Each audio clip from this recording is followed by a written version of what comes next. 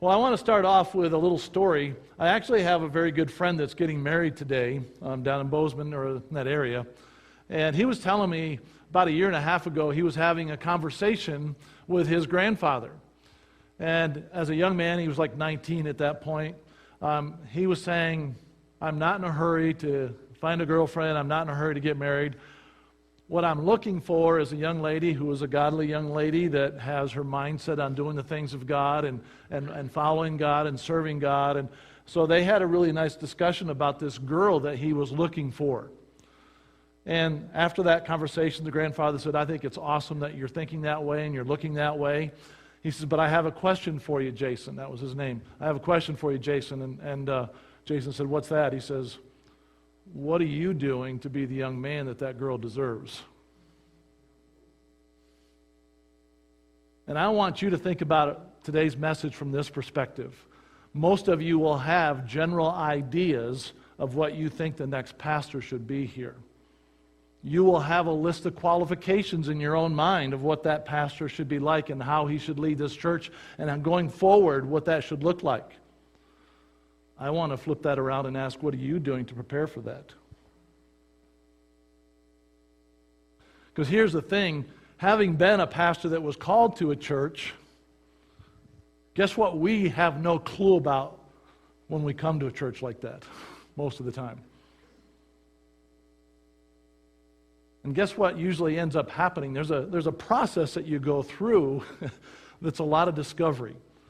And I want you guys to think about, how do you prepare for a new leader in the church? And so my question for you guys is this: what are you doing to prepare to be that person? I've actually been a pastor that God called from a church to go to another church. I've been a pastor that came to a church after another pastor had left. I've also been a pastor that for 6 months was an interim pastor of my home church when I lived in Missouri. So I feel like I'm bringing a little bit of experience to you guys here over the next few weeks to help you focus and think maybe a little differently about the situation that you're going through. So please, I'm going to be challenging you. There's not going to be any doubt about that. I hope I'm also going to be encouraging you in this process. But just quickly, how many of you would love to see Central Baptist Church be a stronger church when the new pastor gets here? Yeah, we should all raise our hands, right? I mean, it's a duh question, right? Okay? But the reality is, what are you going to personally do to help make that possible?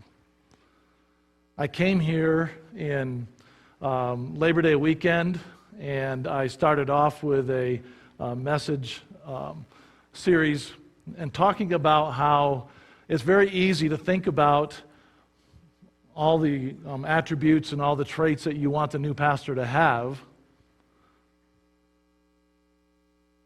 but we forget about what kind of church does that pastor want to come to, and what is our role in that.